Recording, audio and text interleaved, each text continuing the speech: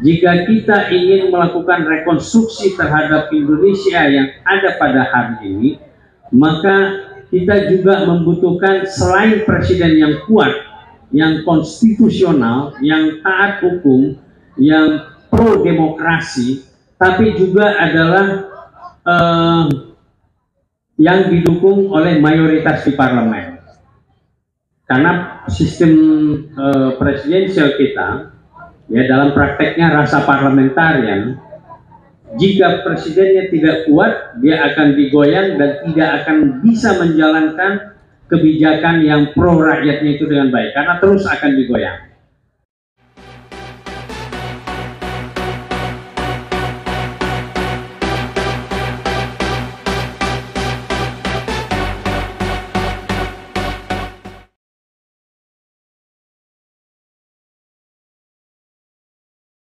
Selanjutnya kita dengerin Bang Ramadan Pohan, ini mantan praktisi, maksud saya politisi, pernah menjadi koboi Senayan dengan gerombolannya.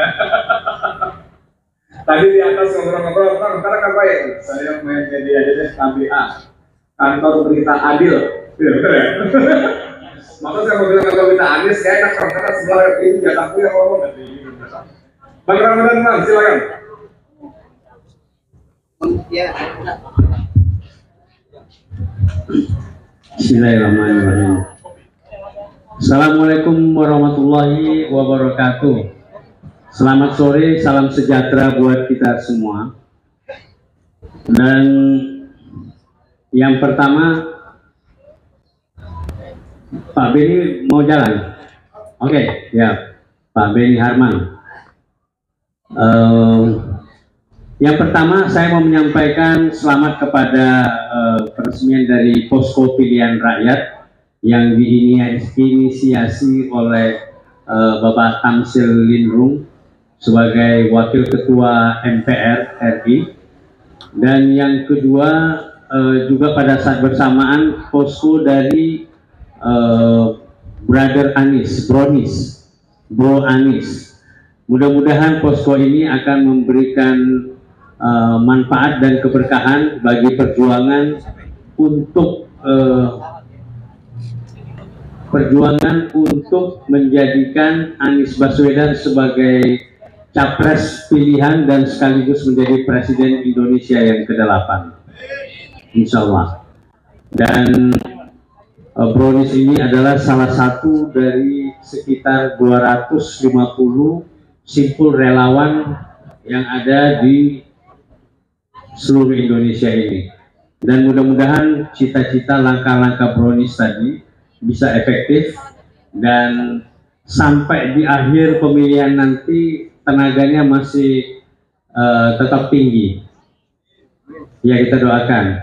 Kita percaya ada Yusuf Legur, ada Bang Guntur Siregar, ada juga di sini aktivis-aktivis yang cukup sudah berkiprah lama, dan kita yakin bahwa Brownies ini akan eksis, berkiprah dan memberikan warna di dalam perjuangan untuk kemenangan Anies Baswedan nanti, insya Allah. Dan berikutnya tadi kita sudah mendengar paparan dari Bang Tamsil maupun Bang Beni Kaharman dan juga adalah Bang Andi yang sudah memberikan gambaran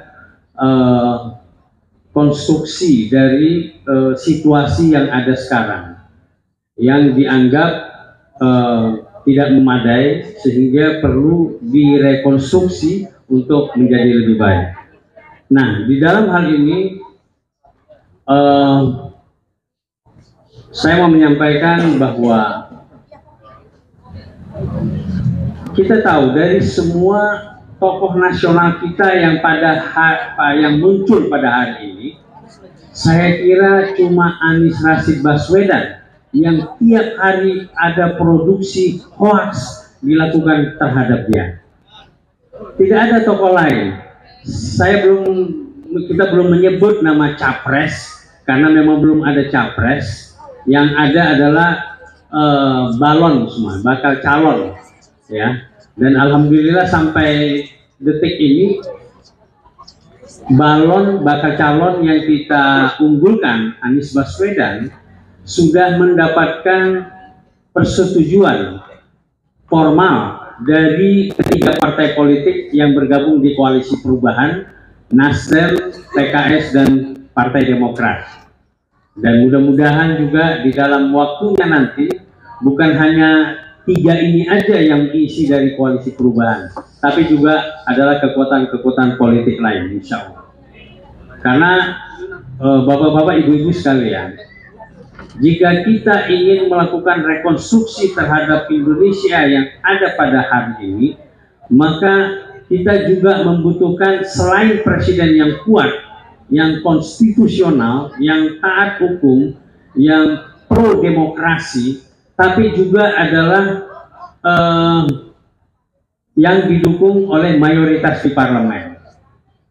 Karena sistem presidensial kita, ya, dalam prakteknya rasa parlementarian, jika presidennya tidak kuat, dia akan digoyang dan tidak akan bisa menjalankan kebijakan yang pro rakyatnya itu dengan baik, karena terus akan digoyang.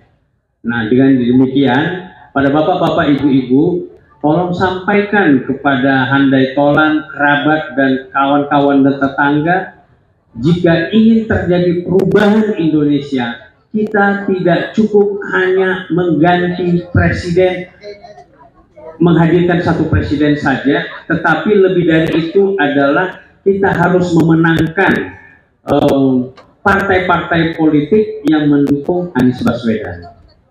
Dan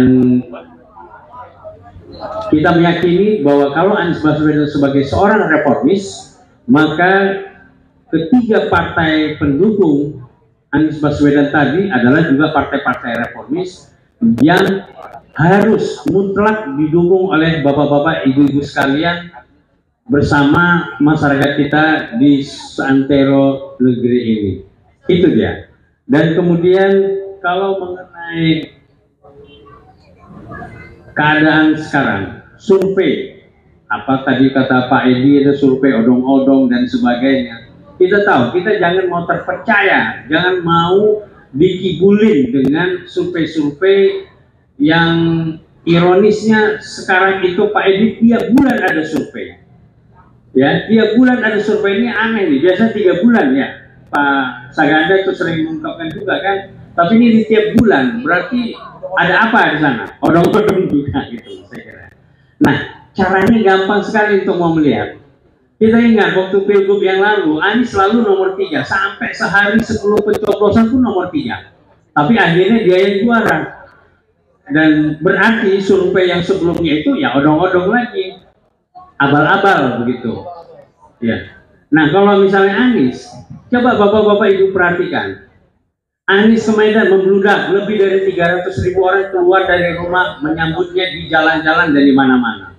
Pergi ke Lampung juga demikian, pergi ke Ciamis juga demikian, pergi ke Kalimantan juga demikian. Coba bandingkan dengan kehadiran tokoh-tokoh nasional lainnya. Apakah sama seperti penyambutan terhadap Anies? Tidak. Tapi ketika disurvei, hasil survei selalu mengatakan Anies nomor 3. Gitu. Jadi kita jangan pesimistik dengan omongan-omongan yang nomor 3 itu tadi. Kita percaya bahwa apa yang terjadi di dalam Pilgub Jakarta, insya Allah juga akan berulang kembali, yaitu membalikkan angka prediksi ataupun hasil survei dari lembaga-lembaga survei yang abal-abal odong-odong itu tadi dengan kenyataan yang sesungguhnya. Karena sudah terlihat dengan nyata, dengan kasat mata sekali. Coba kehadiran Anies dibandingkan. Nah, ini satu contoh. Kemarin Anies kemarin malam itu pergi ke Kuningan tengah malam. Itu juga masih disambut oleh masyarakat yang begitu banyak juga. Gitu. Apakah hal yang sama akan diterima oleh tokoh-tokoh nasional lain? Kita belum pernah menyaksikan demikian. Walaupun belum ada, memang mereka memang belum digadang-gadang untuk menjadi calon misalnya. Tapi biasanya kalau waktu zaman Pak Jokowi dulu, belum diusung aja sudah kelihatan tanda-tanda. Jangan-jangan, dan kayaknya sih bahwa dukungan Anies Baswedan saat ini paling tidak pada diri saya mengingatkan tentang fenomena kemunculan dari Bapak SBY dan Pak Jokowi pada pemilu 2004 dan 2014. Dan kemudian untuk rekonstruksi Indonesia tadi, kita melihat bahwa Anies Baswedan mempunyai kelengkapan ya untuk memimpin rekonstruksi Indonesia tadi. Caranya gampang, kita tidak menyampaikan masa lalu, memprediksi masa lalu, masa depan yang akan dilakukan oleh Anies. Cukup kita melihat apa yang dia lakukan di Jakarta. Di Jakarta itu 4 kredo dari Anies Baswedan itu kita lihat, yaitu adalah kesetaraan, kemudian adalah keadilan, dan kemudian adalah persatuan. Yaitu 3 kredonya tadi. Dan selalu menyasar kepada 4 golongan yang menurut dia, kalau 4 golongan ini kita urus, maka golongan-golongan lainnya, apapun agamanya, apapun sukunya, akan terakomodir di sana. Yaitu yang pertama adalah kalangan orang tua, kedua perempuan, ketiga anak-anak, dan keempat disabilitas, difabel. Ini kan satu hal yang luar biasa sekali gitu. Itu hanya Anies yang bisa melakukan itu sejauh ini yang kita lihat dari kepala daerah, dan dia konsisten untuk melakukan itu.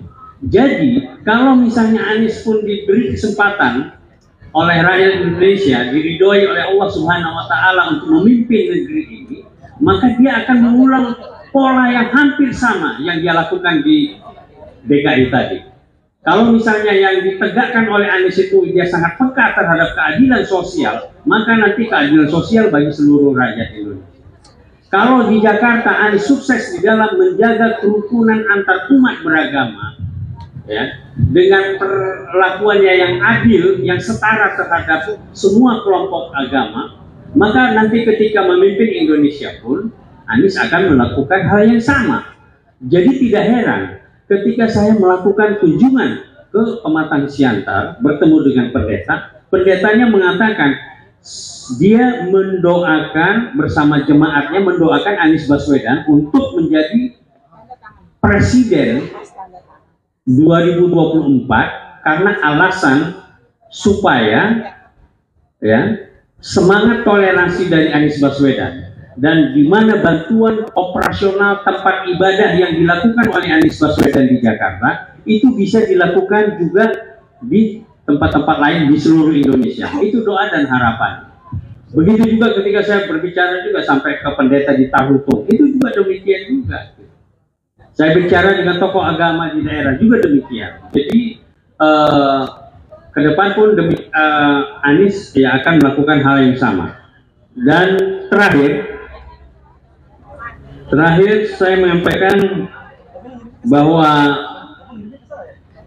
walaupun fitnah, hoax yang dilakukan terhadap Anies itu tidak putus-putusnya, diproduksi tiap hari, bahkan ada media yang secara khusus, bukan hanya satu, tetapi media-media dikhususkan untuk melahirkan fitnah, hoax terhadap Anies Baswedan, dan dengan tuduhan yang bermacam-macam. Terakhir ini saya dengar ini Bang Edi bahwa Anies Baswedan itu sebagai anti-anti CIA katanya. Bisa nggak dibayangkan? Dan sebelumnya itu dia dituduh sebagai Wahabis, dan pada saat yang sama dituduh sebagai Syiah, pada saat yang sama dituduh juga sebagai liberal dan sebagainya. Yang semuanya itu adalah isapan jempol belakang. Baik, saya kira demikian dari saya. Wabillahi taufiq wal hidayah. Assalamualaikum warahmatullahi wabarakatuh. Waalaikumsalam warahmatullahi wabarakatuh.